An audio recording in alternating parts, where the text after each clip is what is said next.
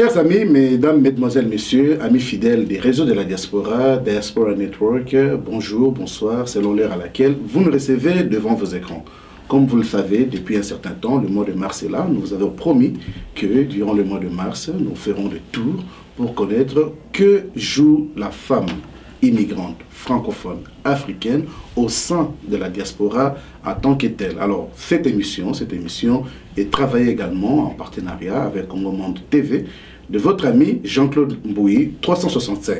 Alors aujourd'hui, j'ai le privilège de recevoir pour vous une grande dame de la diaspora africaine. C'est une dame qui a beaucoup d'années d'expérience dans le domaine non seulement professionnel, mais surtout dans le domaine communautaire.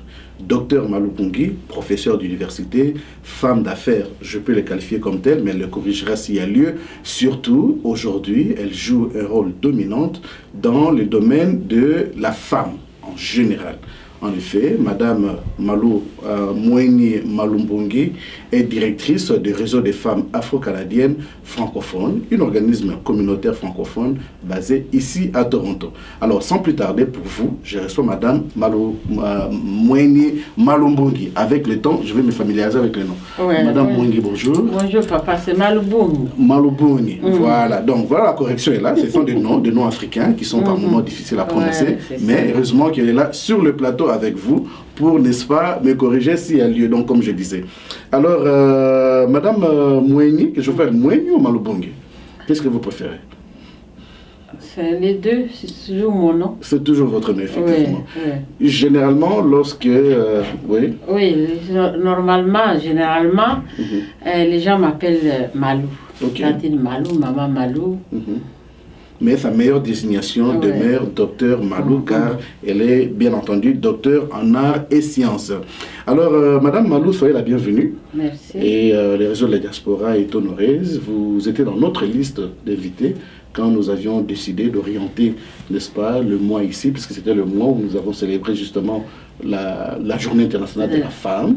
Alors nous avons une liste de femmes que nous allons continuer à interviewer tout au long de ce mois de mars, connaître un peu qu'est-ce que vous faites, le rôle que vous jouez, le leadership, connaître les trajectoires de la femme immigrante, ainsi de suite. Bref, on évoluera autour de ces points, mais avant que nous puissions commencer avec les questions, je vous demanderai peut-être de vous-même vous introduire à nos auditeurs, leur dire qui vous êtes, qu'est-ce que vous faites, et puis on pourrait partir de là. Ok, moi je suis la directrice générale du réseau de femmes afro-canadiennes francophones. Avant, c'était le réseau de chercheurs africaines. Ce n'est pas que les réseaux de chercheurs africaines n'existent plus, mais on a voulu créer comme une sorte de parapluie, parce que les réseaux de femmes afro-canadiennes va inclure toutes les femmes, alors que les réseaux de chercheurs africaines, on avait tout le temps cette remarque-là, oh, c'est pour des intellectuels, c'est pour des chercheurs, etc. Mais là, on a élargi notre réseau. C'est devenu le réseau de femmes afro-canadiennes francophones, REFAC, dont fait partie les réseaux de chercheurs africaines. Et notre travail ici, c'est l'intégration de femmes immigrantes francophones. Nous sommes francophones parce que nous sommes dans un milieu minoritaire, anglophone. Nous faisons partie de la communauté franco-ontarienne. Et nous aimerions, nous aimons, nous cherchons à ce que les femmes africaines, les femmes afro-canadiennes francophones puissent s'intégrer dans leur pays d'accueil. Alors, qu'est-ce que nous faisons, nous, ici au réseau? Nous, avec les femmes, parce que nous ne sommes pas un organisme de service. Nous sommes là pour orienter les femmes vers Oasis, qui fait par exemple la violence faite aux femmes. Oasis a d'autres programmes. Je vous donne un exemple. Nous orientons les femmes vers les centres francophones, vers les écoles, etc. quand elles nous appellent. Mais sinon, notre rôle principal, c'est aller chercher des programmes auprès du gouvernement, les trois paliers du gouvernement. Certainement, nous reviendrons là-dessus durant notre interview, parce que nous avons justement une question qui est prévue à cet effet. Mais plus concrètement, Madame Malou, comme je disais, chers amis, c'est une dame qui a, en tout cas moi je l'ai connue en tant que professeure. Elle a enseigné à plusieurs collèges, dont le collège universitaire Glendon, où elle était professeure. Beaucoup de Congolais qui le connaissaient à ce moment-là, puisqu'elle n'enseigne plus, la connaissaient en tant que professeure. Alors, Madame Malo, aujourd'hui, parlons de la femme. Hein, la femme immigrante, la femme francophone.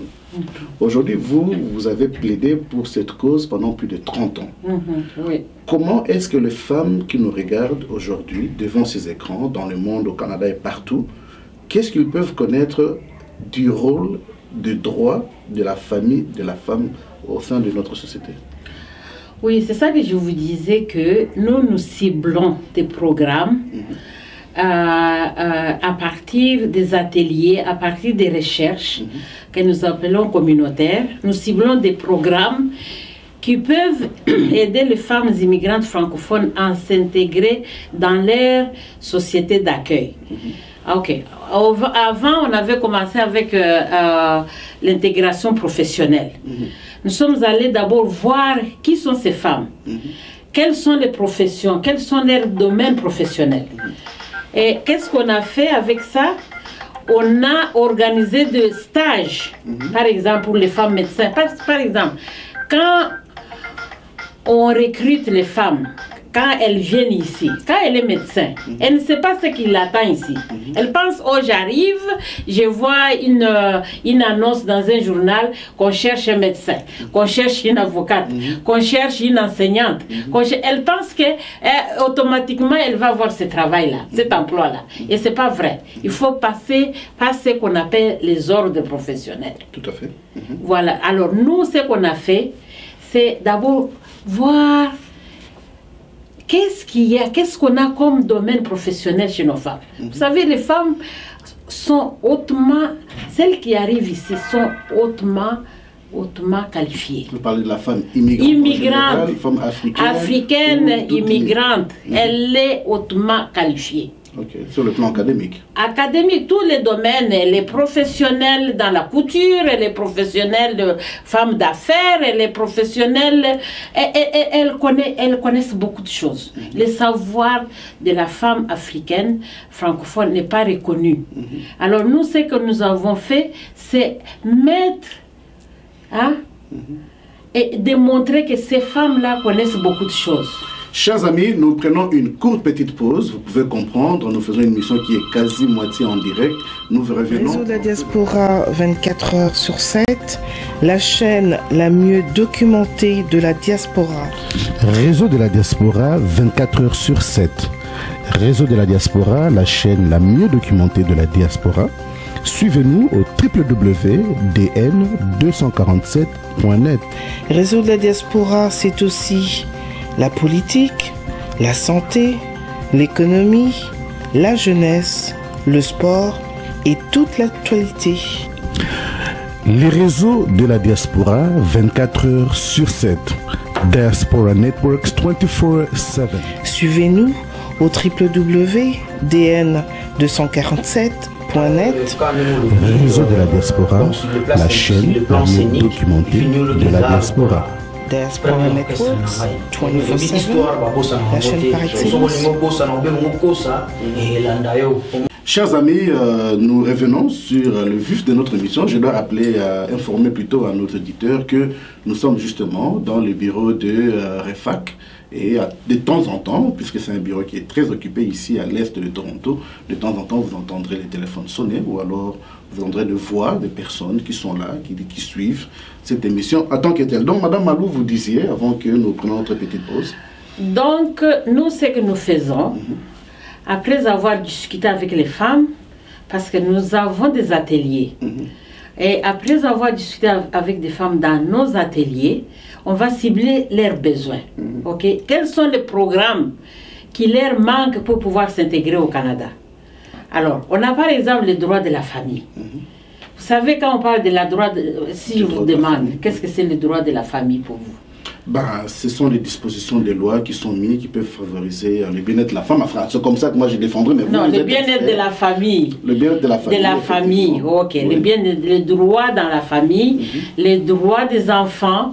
Par exemple, quand il y a le divorce, les droits quand il y a séparation, la pension alimentaire, la garde des enfants, etc. Alors, ce que nous, on a fait, Parce qu'il y avait beaucoup de femmes qui avaient des problèmes. Ça arrive dans toute société, les divorces, la séparation, la garde des enfants. On n'encourage pas. On n'encourage pas ça, on aimerait que les gens restent ensemble. Mais nous sommes des humains, ça arrive. Mais les gens ne comprenaient pas. Et surtout nos hommes. Ne voulait pas payer la pension alimentaire. Or, il y a la loi ici, il faut payer la pension alimentaire. Si tu ne payes pas la pension alimentaire, tu as des problèmes.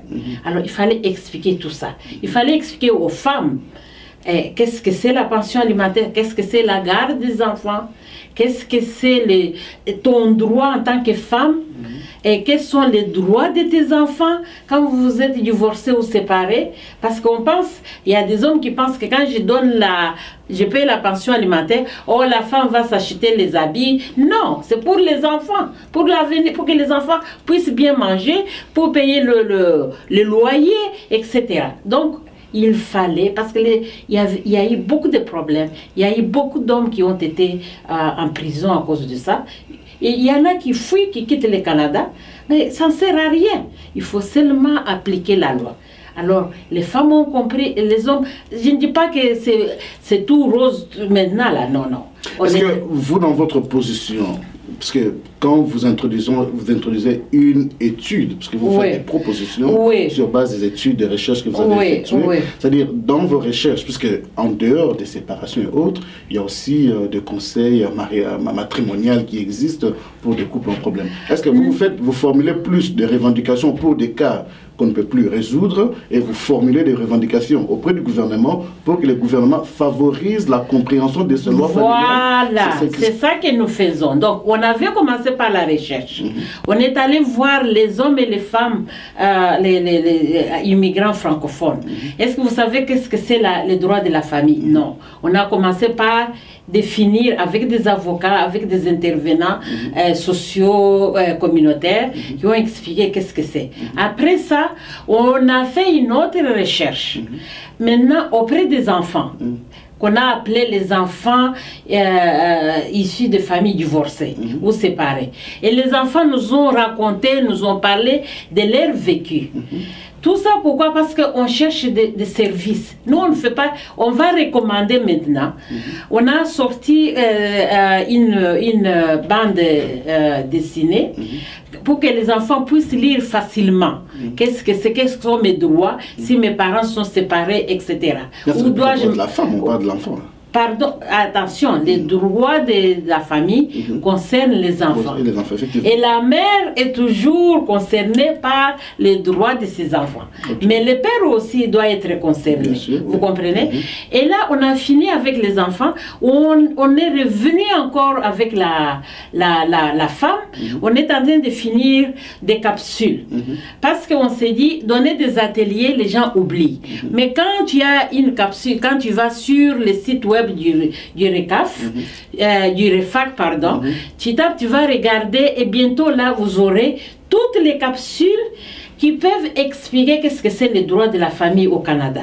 Mais madame, vous comprenez quand même que le sujet droit de la famille, c'est un sujet qui est au centre justement du défi qui rencontre la plupart des peuples de la diaspora, des immigrants qui arrivent au Canada. Maintenant, vos recommandations, je comprends bien, les droits, on doit les connaître, ainsi de suite. Mais souvent, on retrouve aussi, vous n'en parlez peut-être pas beaucoup, je ne sais pas, mais il y a aussi l'homme quelque part qui souffre aussi de ces mêmes symptômes qui concernent la famille. Non, s'il vous plaît, on ne donne pas seulement les conseils aux femmes, je vous ai dit ici, on donne aussi le conseil aux hommes. On a eu des ateliers avec les hommes, on a échangé, on leur dit ce qu'il faut faire et ce qu'il ne faut pas faire. Et on les réfère aux avocats, aux médiateurs, parce qu'il y a ce qu'on appelle la médiation. Vous avez dit, on n'est pas là pour séparer les gens, on est là pour que les familles restent ensemble. Tout à fait. Mais si ce n'est pas possible, on donne des conseils aux hommes et aux femmes. Vous savez, ici chez nous, même l'employabilité, quand on a des projets, on a des consultants qui sont des hommes, c'est un organisme de femmes, mais quand on voit que telle compétence, on ne peut pas l'avoir ailleurs, on prend aussi les hommes. Comprenez? Est-ce que quand on parle des droits de la famille, il y a aussi un phénomène qui est le changement du climat, le changement d'environnement. Il y a aussi quelque part la santé de l'immigrant qui est affectée. Tout à l'heure, durant notre discussion, vous avez abordé un thème sur lequel vous avez travaillé aussi. Vous avez appelé ça le trajectoire de la sexualité de la femme. Je sais que c'est un sujet tabou, mais je m'aimerais pour nos auditeurs que nous puissions l'aborder en tant que tel. Peut-être ça vous permettra, vous qui êtes expert, de mettre les termes appropriés pour que les familles qui nous suivent puissent les comprendre. Oui, c'est ça. C'était les trajectoires de la sexualité de la femme, de la jeune fille et de la femme immigrante francophone face au VIH-Sida. Mais on s'est dit, enfin, qu'est-ce qu'on veut par là? Vous savez, il y a eu beaucoup d'études, il y a eu beaucoup d'activités, de projets. Nous, on a réfléchi, comme je vous dis, à partir de nos discussions avec les femmes dans des ateliers. On s'est dit non. On a commencé cette problématique-là du sida avec il faut la prévention et ceci. Mais on a oublié une chose. Comment le parcours d'une femme, d'une jeune femme, peut l'amener à un chemin ou peut l'amener à un parcours irréversible. Je vous donne un exemple. Bien sûr, oui. Oui, je vous donne un exemple. Une jeune femme ou une femme dont le mari est déjà ici, ok? Ça mène par exemple à un agent de l'immigration ou un agent pour le visa dans nos pays, ou bien dans un camp de réfugiés. Le monsieur lui dit, pour avoir ces papiers-là, il faut que tu passes par là. Vous comprenez? Une discrimination. Non, non, c'est pas une discrimination. Il faut passer. Ah, vous parlez des tests en tant que tel. Non, c'est pas les tests. Les amis, cette émission, c'est si nous disons tout.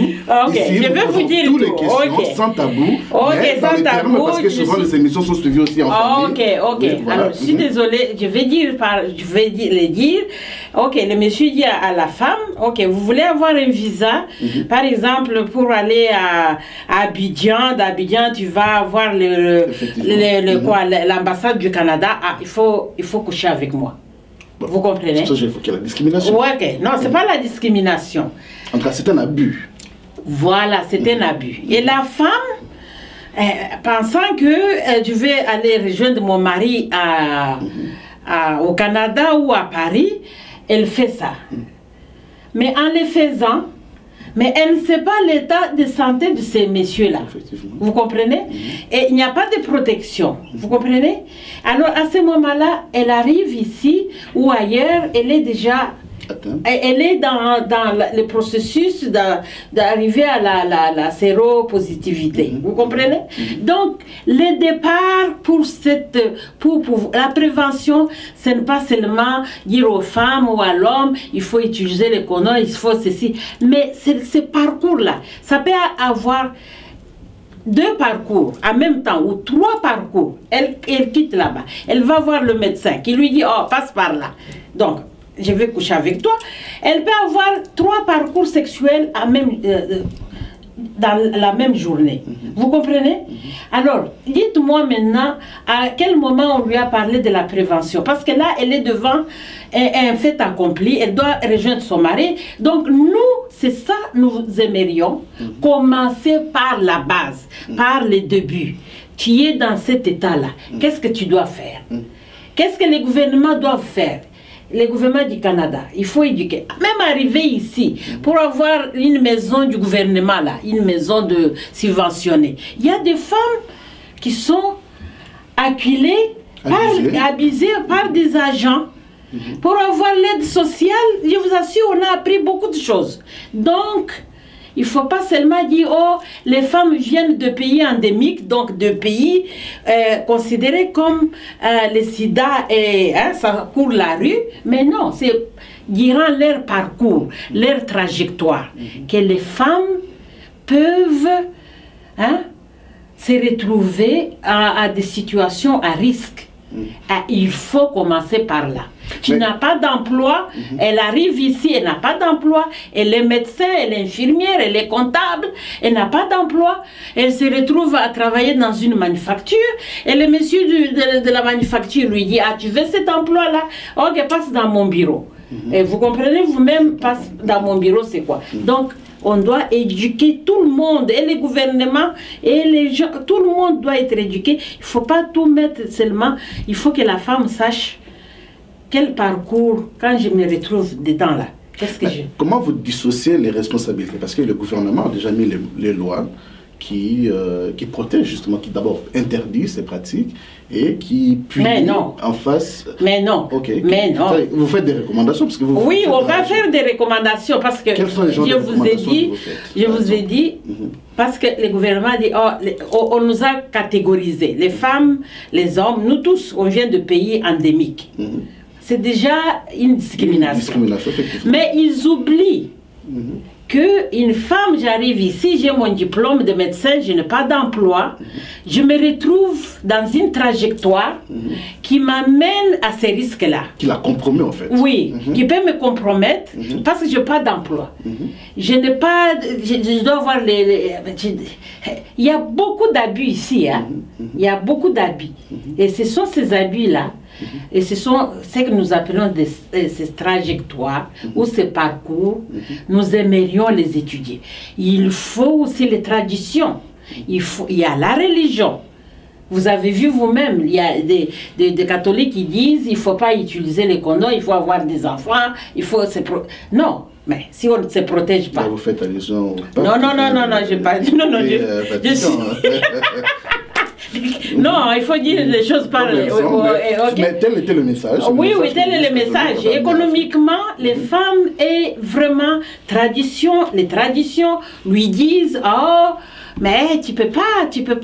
Si ton mari te demande d'avoir des relations sexuelles quand il veut, tu dois accepter.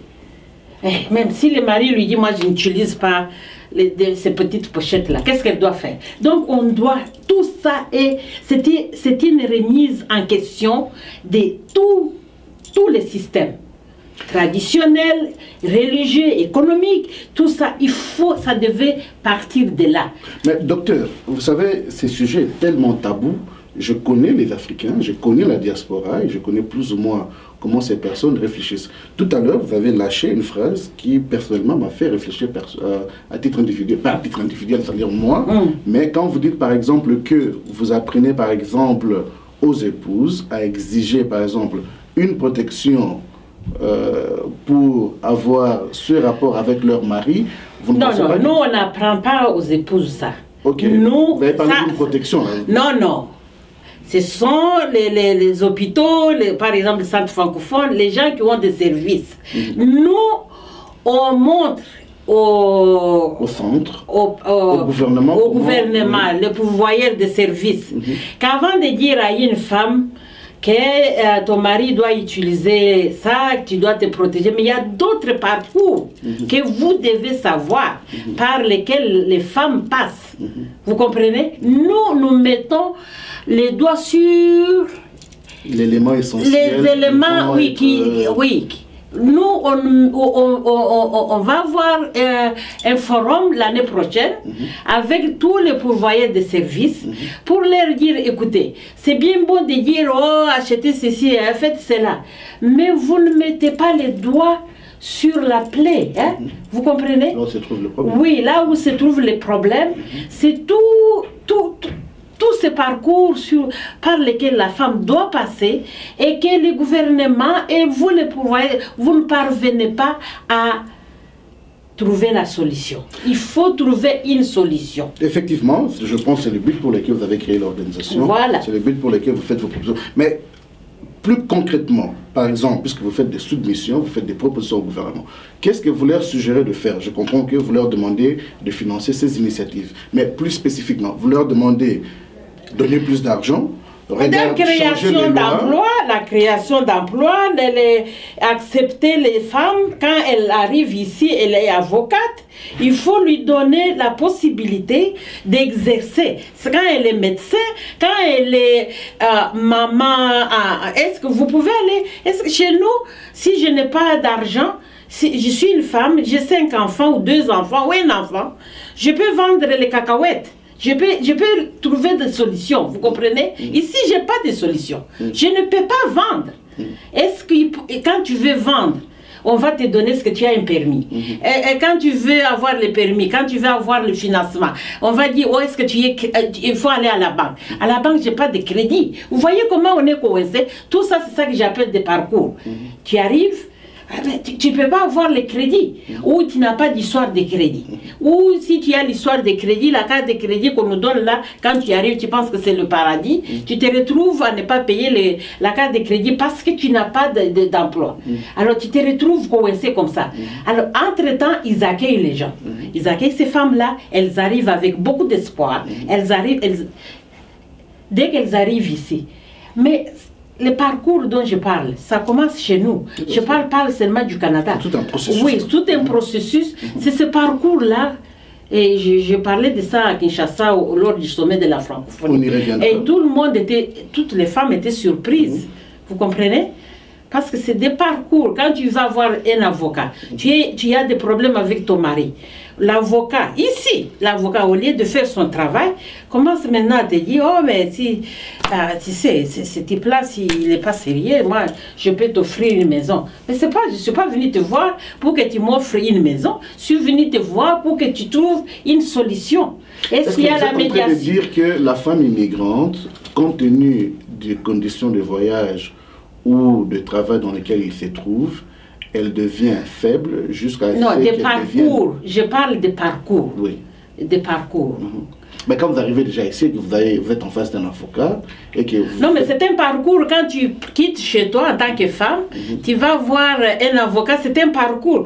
Non, ce que j'essaie de dire, c'est-à-dire qu'ils vont développer une mentalité qui amène ici, c'est-à-dire qui facilite à ces personnes, parce que pour être connaissant la loi d'ici, tout professionnel qui travaille ici connaît que l'harcèlement, quand vous vous comportez n'importe quelle façon devant une femme, il y a une loi qui est bien précise. Monsieur Kabou, il faut parler comme sinon, si on allait dire, non, même la violence conjugale, on n'allait plus parler parce que tous les gens là, même les gens qui sont bien placés, tapent sur leurs femmes. Oui, effectivement. Mais ce que j'essaie de souligner ici, c'est-à-dire que la femme vulnérable qui se retrouve devant ses professionnels, qui lui donne en échange, plus en échange d'argent, mais en échange de ses services, une contre-service, une contre-expertise qu'elle reçoit. Et c'est que j'essaie de connaître pour nos auditeurs. Est-ce que vous êtes en train de dire que nos sœurs, par exemple, qui viennent d'Afrique, sont devenues tellement vulnérables qu'elles ont tendance à accepter ces approches? Non. J'ai dit, il y a des parcours à partir de l'Afrique, à partir de partout où la femme se retrouve, partout où elle est. Il y a des parcours, il y a des trajectoires. J'arrive ici, quand j'ai quitté chez moi, je n'avais pas l'idée que, par exemple, M. Jean-Claude allait me proposer des services sexuels en échange d'un produit ou je ne sais pas. Non, c'est ça que j'appelle parcours. J'ai quitté chez moi, je veux avoir un service, je veux avoir, je ne sais pas, je veux acheter une maison. Donc il y a un phénomène qui est là. Non, ce n'est pas un phénomène, c'est-à-dire, c'est des comportements, voilà, des comportements sociaux, communautaires ou économiques ou traditionnels qui font que quelqu'un est acculé et se retrouve dans une situation de faiblesse. C'est pas que la femme était faible, la femme part. Je vais chercher du travail, je suis enseignante. C'est une position de faiblesse, certainement. Oui, parce qu'elle n'a pas d'emploi. Bien sûr. Elle n'a pas d'emploi, mais elle a la force parce qu'elle a étudié. Et elle a l'expérience. Mais elle a besoin de ce travail-là pour nourrir. Parce qu'elle sait, on lui a dit, ah, mais tu es enseignant. Elle a été recrutée en tant qu'enseignante. Elle n'a pas été recrutée comme quelqu'un, vous savez, on a enrichi le Canada avec nos diplômes. Tout à fait. C'est pourquoi ces pays-là, ça devient des pays développés, parce que nous, on amène dans nos bagages beaucoup de diplômes, beaucoup de choses. Mais sauf que, comme cette expertise, cette expérience, beaucoup de choses ne sont pas reconnues. Et ça fait que l'être humain, la femme surtout, se retrouve toujours dans des trajectoires Ça, c'est face à... Non, je pense que nos auditeurs ont compris. Oui, face au VIH-Sida. Et on a travaillé aussi sur l'alimentation saine. Okay. C'est quoi? On arrive ici, ok. On nous donne des bons. Tu es sur les biens sociaux. Oh, tous ces magasins-là. On mange. On devient... On attrape les poids. Et on grossit. On ne sort pas. On n'a pas d'exercice. Si tu veux aller faire, je ne sais pas quel sport, on te demande $150. Tu penses que les $150 ou $20, passons seulement par $20. Par semaine. Mais tu penses que j'ai des enfants, je dois payer la couche, je dois payer le chauffage, je dois payer... Oui. Alors toi, tu te dis, tu penses que le Canada, je vais manger, je vais chez McDonald's, c'est moins cher. Mais vous savez combien de gens meurent maintenant dans notre communauté de crise cardiaque, de ceci, parce qu'on n'a pas eu, on ne nous a pas donné, on nous a accueillis, on ne nous a pas dit aussi que manger des huiles, manger ceci, manger ça donne des maladies. Vous comprenez? Alors nous, on a appris avec une diététiste. Les femmes, elles ont préparé. Vous savez, on veut garder notre culture. On veut manger l'alimentation de chez nous. On veut manger le pondou. Mais on ne sait pas qu'en mettant de l'huile de palme dans le pondou, c'est fatal à la longue. C'est fatal. Mais nous, on ne savait pas ça. On est à la portée. Tout est là, mais on ne dit pas. Et quand on te voit, tu arrives chez nous, mon Dieu, elle a grossi. Et là, elle est devenue comme ça. Mais on est malade. Mais justement, ce qui m'amène directement dans la question, puisque vous êtes dans la recherche, comment vous procédez pour faire justement l'identification des besoins de la femme? Mais par des ateliers. Ok. Par exemple, si on a un atelier sur... Quand on a un atelier sur l'employabilité, on ne parle pas seulement de l'emploi. On parle de beaucoup de choses. Et à partir de là, on va cibler quels sont vos besoins. Est-ce que vous voulez qu'on parle de ça ou de ça? Ça vient des femmes. Ça vient de notre clientèle. Ça ne vient pas, on n'invente pas nos projets là. Ça vient de notre clientèle. Le premier projet qu'on a travaillé sur le VIH-Sida, c'était la discrimination en tant que femme. Vous savez qu'il y a eu beaucoup de femmes, et ça a changé beaucoup. Il y a beaucoup de femmes qui venaient de nos pays, vous ne savez pas, des familles qui ne recevaient pas de papier d'immigration.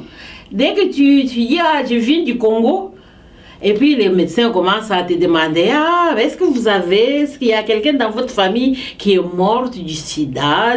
Vous savez? Et puis tout d'un coup, votre dossier va traîner, parce que le temps qu'on regarde si tu es séropositif, si ça va se développer la maladie, vous comprenez? Alors nous, on a trouvé que c'était de la discrimination.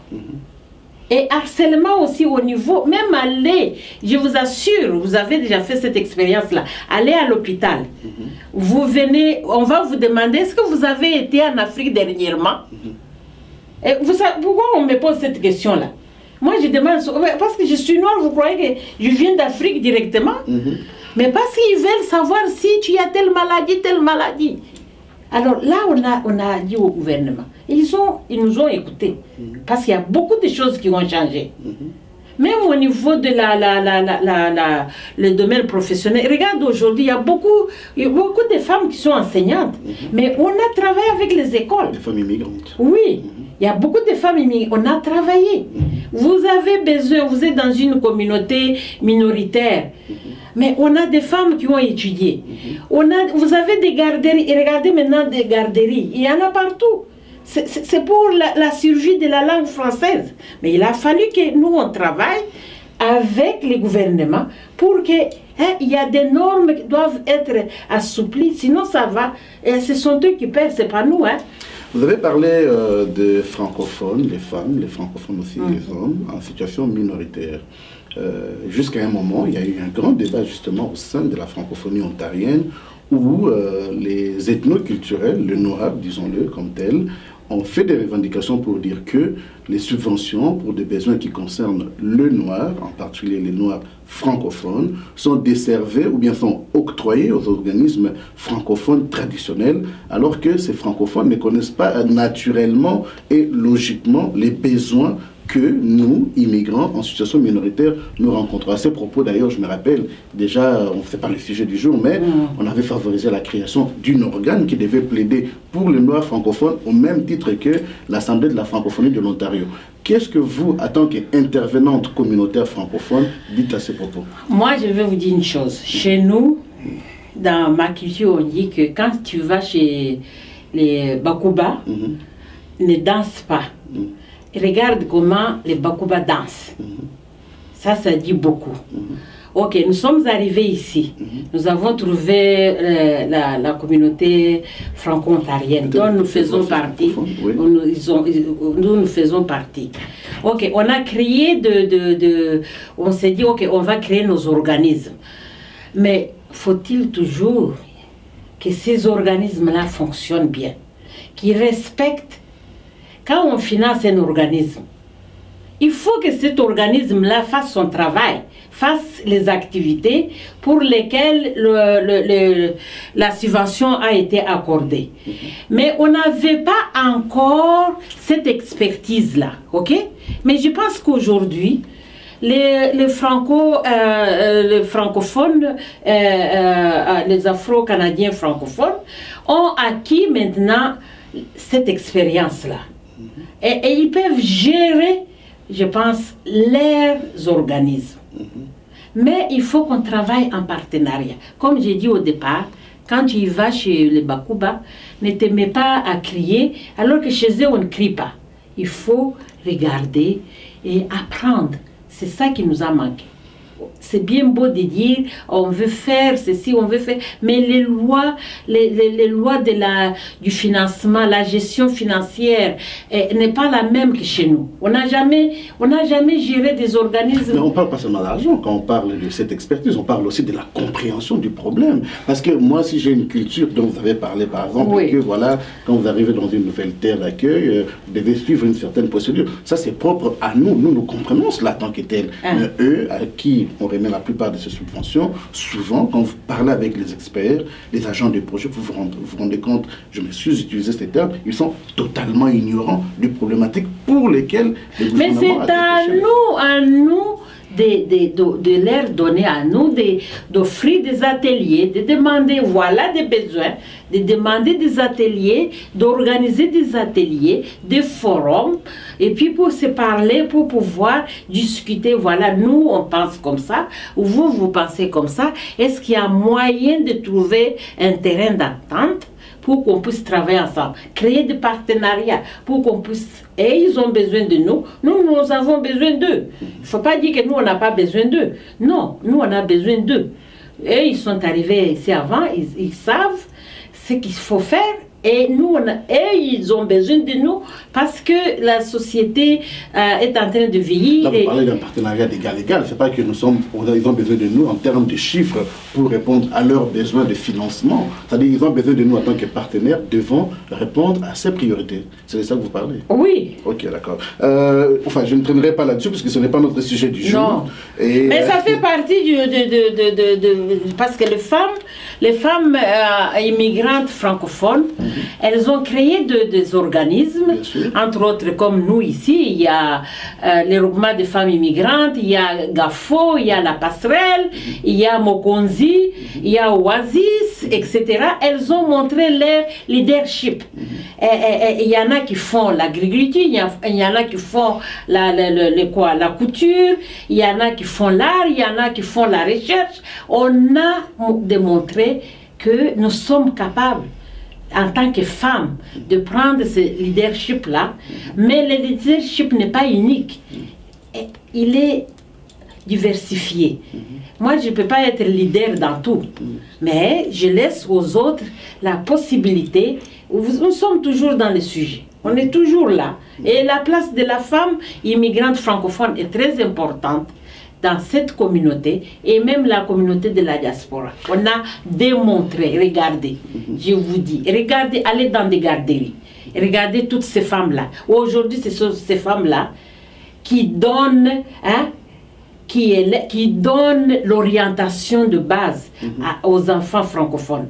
C'est très important. C'est très important et ça m'amène justement au rôle professionnel que la femme immigrante francophone, la femme de la diaspora, la femme noire, la femme africaine, par exemple, joue au sein de sa société. Je prends un exemple. Aujourd'hui, par exemple, lorsque nous regardons les organisations des pays d'origine d'où nous sommes issus, je parle communauté malienne, communauté ivoirienne, marocaine, algérienne, congolaise, ainsi de suite.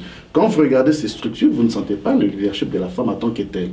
Quels sont, selon vous, en tout cas, de faits que je détiens comme information, vous pourrez corriger ça. Non, je suis désolée parce que s'il y a des gens qui se tiennent debout, s'il y a des organisations qui se tiennent debout aujourd'hui là, dans notre communauté, regardez à Toronto là, ce sont les organisations créées par les femmes. Bien sûr. Oh oui, nous sommes debout. Oui, nous sommes debout, on fait du travail, on fait de la sensibilisation, de l'intervention, on est là, on crée. Ce sont les femmes, car par rapport aux organismes créés par les hommes, où sont-ils? Je ne les vois plus. Hein? Nous sommes debout. Hein? J'ai discuté avec une dame sur ce même plateau, elle me dira, ben tiens, lorsque nous venons pour jouer le rôle centralisateur au sein de la communauté, souvent nous ne sommes pas reçus ou perçus à tant que tel. Non, moi je ne veux pas demander, moi je prends mon espace, je prends ma place. Vous savez, c'est pourquoi je vous dis ici au réseau, ok, c'était un réseau de femmes, mais nous avons des consultants hommes, on leur a montré que là où vous ne pouvez pas avoir du travail, nous on peut vous l'offrir, nous on peut vous orienter, on aide des hommes aussi ici. Tout à fait. Oui, on aide, quand je reçois, je vois que j'ai une recherche, on a beaucoup de consultants ici, hein. Nous sommes debout. Le leadership dans la communauté de la diaspora, je pense qu'il est bien tenu par les femmes. Je suis désolée, nous sommes debout. Depuis l'Afrique jusqu'ici, depuis Haïti jusqu'ici, nous sommes debout. Depuis l'Haïti, depuis l'Afrique, depuis les autres horizons du monde jusqu'ici, effectivement, les femmes sont debout. Nous avons vu d'ailleurs Margaret Thatcher déjà dans les années 80 qui était un leader. Nous avons vu Angela Merkel au niveau de l'Allemagne qui démontre un leadership responsable. En Ontario ainsi qu'au Québec, nous avons des femmes qui ont été placées au poste de Premier ministre en tant que telle. Madame docteur Malobwengi, vous revenez d'un voyage il y a quelques temps du sommet de la francophonie qui s'est tenu au Congo. Et c'était un sommet qui était fortement contesté par les Congolais, parce que beaucoup disaient, tiens, un pays dictatorial, un pays où sont absents les droits de la personne ne peut pas accueillir un tel sommet. Vous y avez été, que pouvez-vous dire à ce propos? Moi, je pense que, c'est comme on dit, les absents ont toujours tort. Si vous voulez régler un problème, il faut être dedans. Quand vous êtes dehors là, vous ne savez pas ce qui se passe. Moi, je suis allée, j'étais invitée, et je suis allée retrouver, il y a un centre de recherche qui a été créé par les Nations Unies pour les femmes de l'Afrique centrale. C'est géré par une Congolaise que je connais très bien. On s'est retrouvé une centaine de femmes à discuter des opportunités de la création, de l'entrepreneuriat, de ce que les femmes peuvent faire. Vous comprenez? Donc j'étais très contente d'être là. Et j'étais très contente de découvrir aussi des femmes venant d'autres horizons. J'ai rencontré des femmes venant de l'Est, de Kivu. Ces femmes-là qui vivent le viol, qui vivent la violence, elles nous ont parlé. Et j'ai appris beaucoup de choses. Et ça m'a aidé. Si je n'étais pas partie, ça m'a aidé à revenir avec un message ici que je peux transmettre au gouvernement du Canada, aux ONG canadiennes qui travaillent au Congo. Voilà ce que vous pouvez faire avec les femmes du Congo. Vous comprenez? Si je n'étais pas partie, si j'avais dit oh mais je ne vais pas y aller, mais je n'allais pas avoir cette opportunité-là de discuter avec les femmes leurs besoins, vous comprenez? Et revenir ici et soumettre ça. Et oui, ok, mon premier ministre était là. Mais lui n'est pas allé là-bas à la base. Moi, j'étais avec les femmes, on a passé une semaine à discuter, à trouver des voies et moyens pour sortir, et les femmes de l'Est, de la violence. On veut créer un fonds international pour que les femmes puissent financer des activités. Par exemple, amener des femmes qui sont violées à des hôpitaux, on peut leur faire des opérations. À des jeunes filles qui sont violées ou bien qui deviennent enceintes à 13 ans, comment les aider, comment les sortir de là. Mais ça prend une voie, il faut amener ces messages-là ici. Alors si on n'y va pas, vous croyez que ces femmes-là, comment nous sommes les ponts? C'est-à-dire l'Organisation internationale de la francophonie a un mandat, il pourvoit la sécurité, il pourvoit justement un cadre approprié. Moi, je ne suis pas allée là-bas parce que je dois aller rencontrer Kabila ou je ne sais pas. Moi, je ne suis pas allée pour là. Il n'en demeure pas moins qu'aujourd'hui, le Congo est classifié dans tous les rapports internationaux comme un pays où il y a l'abus, d'abord, des droits de la personne contre tout homme. Oui, je suis d'accord. Contre la femme que vous êtes au niveau de l'Est. Et quand on va encore plus dans ces rapports, on trouve que c'est le gouvernement qui a accueilli ces sommets, qui est responsable de ces abus. Mais vous, en tant que femme, quand vous avez une information comme celle-là, on va même empêcher de célébrer la journée internationale de la femme dans ce pays. Moi, je suis allée rencontrer mes sœurs. Je suis allée échanger avec elles. Je suis allée comprendre qu'est-ce qui se passe. J'étais avec ces femmes leaders de Bukavu, etc., de Nord Kivu, qui suivent, qui vivent des atrocités incroyables. Tout à fait. Alors, je suis revenue ici. Des atrocités entretenues par un gouvernement central qui est connu de tous. Moi, je viens d'arriver, je suis allée pour ça. Je suis revenue. J'ai rencontré des femmes militaires. Je vous ai montré des photos. Tout à fait, j'ai vu les photos. Des colonels qui me parlent de... C'est pas... La misère, c'est pas seulement... Allez voir ce que les femmes des militaires vivent dans des camps, pardon. C'est que ces femmes-là vivent comme pauvreté, comme médiocrité, hygiène, tout ça. Je suis allée visiter ce qu'on appelle les Maléwa. Les femmes, vous savez, c'est grâce aux femmes congolaises à Kinshasa que les gens mangent aujourd'hui. Mais dans quelles conditions? Il n'y a pas d'hygiène, il n'y a pas ceci. Alors, on amène ces projets-là, les femmes te parlent. Tu amènes ça, tu vas voir par exemple la caisse populaire du jardin. On a des affinités, des affiliations au Québec.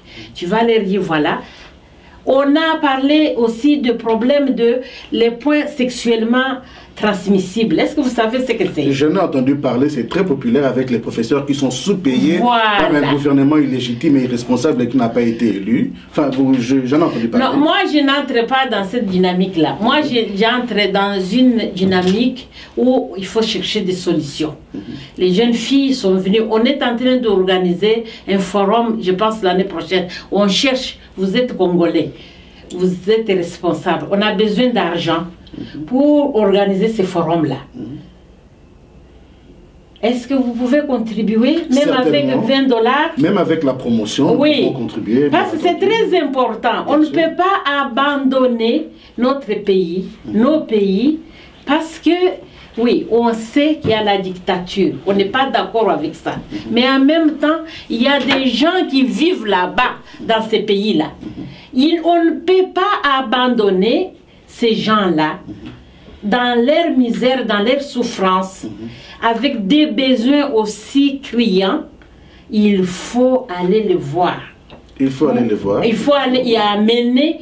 Nous sommes ici, mais est-ce qu'il y a une question? Je lance un appel à la communauté, à la diaspora congolaise. Par exemple, vous pouvez le Oui, je vous demande.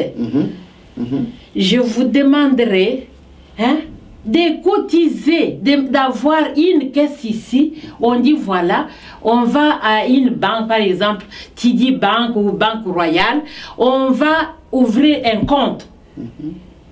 Et ce compte-là, c'est la banque qui gère ça. Parce que pour éviter que quelqu'un aille chercher... Si c'est un compte pour une cause, il n'y a personne qui va chercher de l'argent. Et puis, acceptons aussi qu'on a des besoins pour ces femmes-là. Est-ce qu'il y a des femmes qui doivent faire, ces leaders-là de Nord Kivu, qui doivent aller partout dans le monde, passer des messages, récolter des fonds? Êtes-vous capable, par exemple, de trouver 2 billets d'avion je vous lance ce défi-là. Êtes-vous capable de trouver 2 billets d'avion pour inviter des femmes et de chercher de visa? Parce que ces femmes-là, je vous assure, elles ne veulent pas immigrer ici. Elles ne veulent pas demander le statut de réfugiés. Elles ne veulent pas ça. Elles veulent mourir là où elles sont et travailler avec ces femmes-là. Êtes-vous capable, en tant que communauté, sortir 2 billets d'avion et demander au gouvernement du Canada les visas, payer les visas pour que ces femmes-là viennent nous parler de leur vécu, qu'est-ce que c'est les atrocités? Quelles sont les atrocités? Les viols? Êtes-vous? Je vous lance ce défi-là. Chers amis, voici pour la diaspora congolaise vivant au Canada et ailleurs aussi, pour les amis du Congo, un défi qui vous est lancé. Il est vrai que les Congolais, le peuple de la diaspora issu du Congo sont debout, ils sont dans la rue, ils sont contre des responsables politiques qui ont pris le pouvoir par la force, qui terrorisent pratiquement, il faut le dire, la population par la force.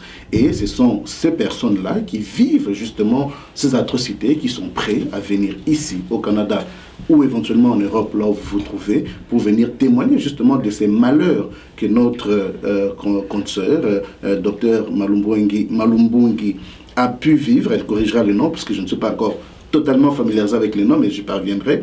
Alors voilà le défi qui vous est donné. Un numéro défilera sur l'écran. Je sais qu'il y a d'autres initiatives, mais au moins là, vous avez un témoignage vivant, un témoignage réel, un témoignage frais qui provient du Congo. Et voilà, donc vous pouvez la contacter. Elle vous dira qu'est-ce qu'il en est au juste. Je sens un engouement avec elle. Nous pouvons discuter de beaucoup de choses. Je peux donner le numéro de téléphone de ces femmes-là, des associations de femmes au Congo, à qui vous pouvez. Faisons quelque chose. Ok, il y a une dictature et qui nous écrase.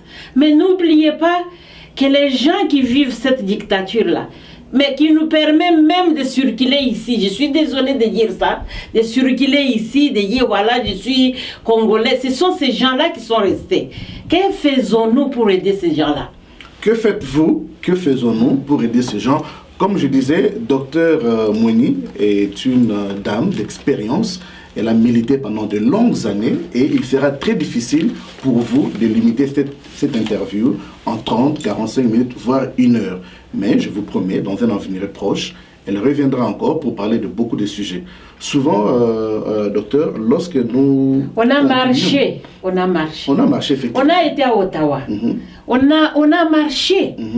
On a crié. Mais après ça... Vous aurez certainement un remède que vous... Oui, et après ça, quelle est la suite? La question est posée. Oui, quelle est la suite? Je pense que nous avons nos jeunes filles, aujourd'hui la fille congolaise, on est en train de décimer l'avenir du Congo par le point transmis sexuellement. Vous savez combien de nos filles meurent du sida à cause de ça? Je vous pose la question. Que faisons-nous? Ce n'est pas en disant je ne vais pas aller au Congo qu'on va résoudre les problèmes. Non, il faut y aller. Il faut aller et le changement va se passer. Il faut être présent pour le changement. Il ne faut pas dire ah, non, moi je ne veux pas aller dans ce pays-là. Non. Ça, c'est fuir des problèmes, non, pas les problèmes, fuir les responsabilités. Je suis désolée de le dire, mais nous sommes en train de fuir nos responsabilités en tant que Congolais d'origine.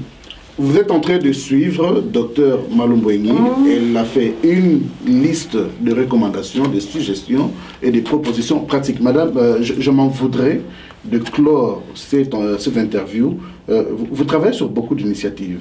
Souvent, ce que je demande quand j'arrive à la conclusion de mes interviews, c'est de connaître quel est le sujet ou un des sujets que nous aurions pu aborder éventuellement, qui aurait été bénéfique pour nos auditeurs, pour lesquels je n'ai pas posé les questions. Si vous pouvez les donner en 2 minutes avant que nous puissions clore cette interview. On n'a pas parlé des carrières en justice. Je pense que vous avez le tableau derrière vous. Ce que nous faisons aussi, c'est orienter nos jeunes vers des carrières d'avenir. Par exemple, carrière en justice. Il y a beaucoup de possibilités, d'opportunités en justice. Mais les gens pensent, oh non, Moi, je ne pense pas que je peux devenir policier. Je peux devenir... Vous savez, même un travailleur social fait partie des carrières. Faire les études en travail social, ça fait partie des carrières en justice. Parce qu'un travailleur social ou une travailleuse sociale travaille avec des juristes. Apprend à devenir, défend les droits des enfants, les droits de la famille, les ceci. Il faut orienter les ordinateurs, les ceci. Oh, moi je fais l'entrepreneuriat. Oh, mais non, il y a des carrières ici pour nos jeunes. C'est ça, on n'a pas parlé de ça. C'est un projet très important. C'est un projet très intéressant, mesdames, mesdemoiselles, messieurs, amis fidèles des réseaux de la diaspora, Congo Monde TV et tous nos partenaires avec lesquels nous travaillons ici et ailleurs. Il a été pour nous un grand plaisir, un grand privilège de recevoir pour vous Dr Moueni Malumbungi. J'avais dit que j'y parviendrai bien entendu avant la fin de l'émission. Donc, Dr Malumbungi travaille sur beaucoup d'initiatives. Vous verrez beaucoup de ces informations défiler sur l'écran. Vous pouvez les joindre.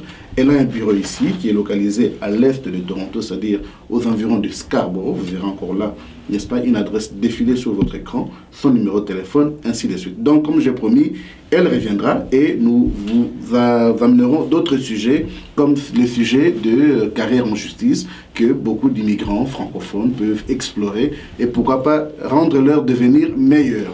Réseau de la diaspora, comme je disais, travaille en collaboration avec beaucoup de sites, aussi bien au niveau du Canada qu'en Europe et ailleurs. Chaque jour, nous essayons de vous amener des invités qui décortiquent justement les sujets d'actualité. Nous avons les coulisses du pouvoir avec Dr Charles Kajimon-Pompo qui, déjà, vous avez vu l'introduction, vous présente aussi l'heure du Seigneur. Votre fidèle serviteur Aimé Kabouya continuera avec Si nous nous disions tout, une émission qui traite de tous les sujets sans tabou. Nous continuerons, comme nous avions introduit aujourd'hui, avec, enfin déjà le mois passé, avec l'entrepreneuriat du développement économique.